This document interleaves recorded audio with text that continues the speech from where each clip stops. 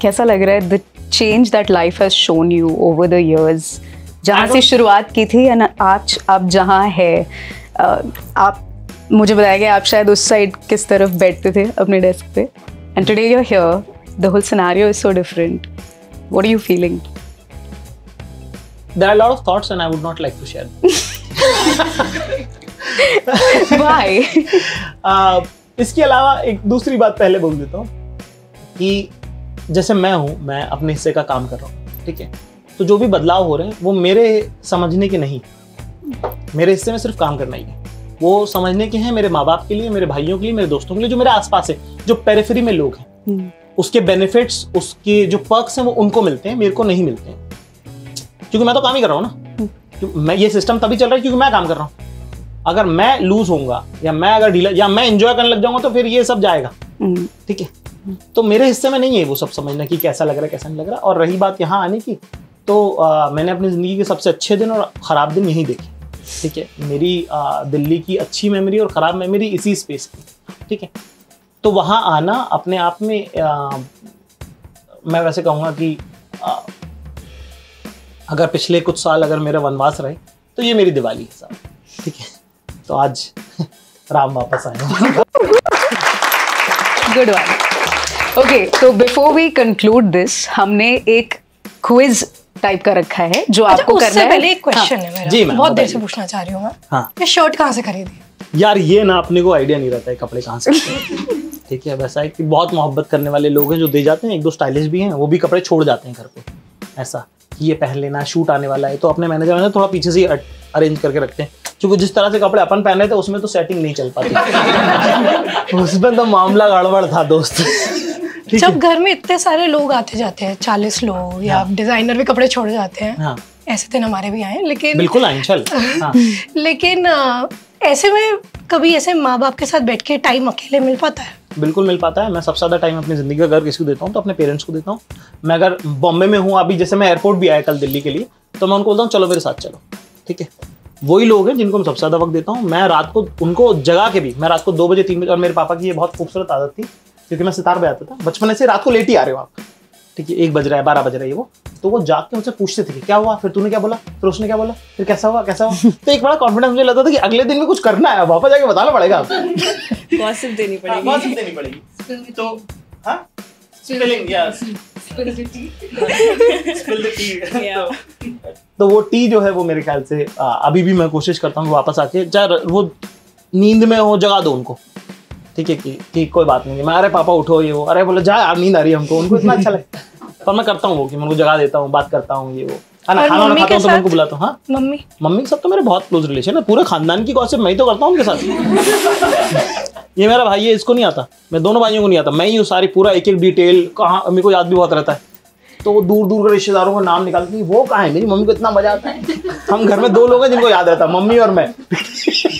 तो पूरा मेरी मम्मी से समझ आया कि मेरी मम्मी को उसी में मजा आता है. तो पूरे खानदान की बैठ के वो कहाँ है मम्मी, वो कहाँ है, वो कहाँ है, वो कहाँ है. हमारा मम्मी के साथ रिलेशन थोड़ा लंबा हो रहा है. मम्मी के साथ रिलेशन हमारा बेहतर हुआ चाचा विधायक के टाइम. चाचा विधायक जब हमने लिखा तो हमने, अलका जी हैं दिल्ली की रहती हैं, बहुत अमेजिंग एक्टर है, और जाकिर हुसैन साहब हैं, बहुत अच्छे एक्टर हैं. तो हमने जब अलका जी को रीडिंग के लिए बुलाया तो हमने देखा कि पूरा एपिसोड निकल गया, उनका डायलॉग नहीं था, क्योंकि हमारी मम्मी के डायलॉग नहीं. जीवन में हमारी मम्मी के डायलॉग नहीं, क्योंकि हमारी मम्मी इतना बैकग्राउंड में रही कि हमारी मम्मी जो भी बोलती थी हमने कभी ध्यान नहीं दिया उस बात पे. तो अब अलका जी के साथ ऑकवर्ड हो रहा है रीड के टाइम पे कि अरे यार मैंने कहा नहीं दोबारा लिखेंगे फलाने का. तो मैंने बड़ा कॉन्टेम्पलेट किया कि यार मैं तो अपने आप को बड़ा अच्छा राइटर मानता हूँ, अगर हमने लिखा है सीजन 1 तो हमने लिखा पूरा. मैं कहा यार तो फिर ऐसे कैसे हो रहा है कि हमने एक पूरा एक कैरेक्टर, एक एक्टर कास्ट किया और उसका रोल भी है और उसको कोई स्पेस ही नहीं दिया.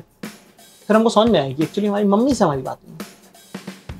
तो उसका फिक्स हमने किया, छोटी छोटी सी चीज़ है. हमारी मम्मी खाना जब भी मैं खाता हूँ, अब पिछले 5 सालों में जब भी मैं एक निवाला तोड़ता हूँ, पैसा निवाला जब मेरी माँ के हाथ का बनाया हुआ जब मैं खाना खाता हूँ, तो मैं बोलता हूँ मम्मी यार बहुत अच्छा बनाया है.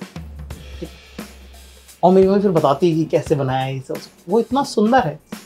और उसकी वजह से हमारी मम्मी अब इतना एक और चीज़ जो हमने हमारी मम्मी के साथ करना चालू करी, हमने को लगा कि मम्मी ने बहुत काम किया, हमसे किचन ले लिया मुझसे। हमने जब उनसे एक कोशिश करी तो वो बड़ा डिस्टर्ब हो गई वो कि मेरे बच्चे तो रात को भी आते हैं तो मेरे हाथ से खाना लेते हैं।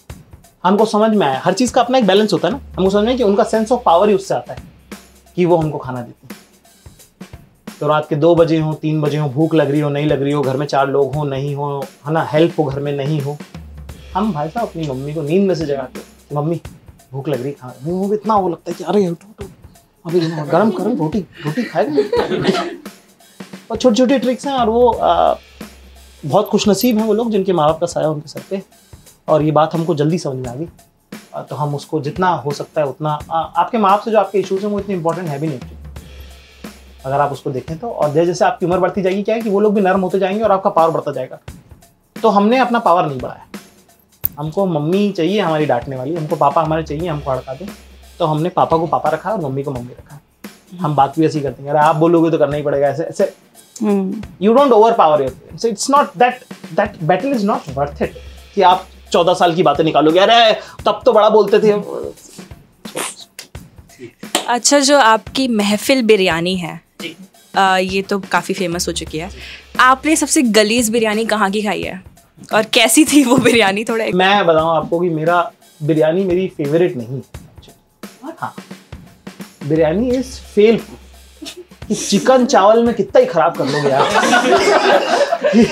तो स्टेपल फूड है वो मेरा, कि यार इसमें बहुत कम लोग बुरा कर पाते हैं, बहुत हार्डली कोई लोग होंगे ऐसे। मुझे याद है एक बार मैं सिंगापुर गया था, वहां पे बड़ी गू बिरयानी खाई थी।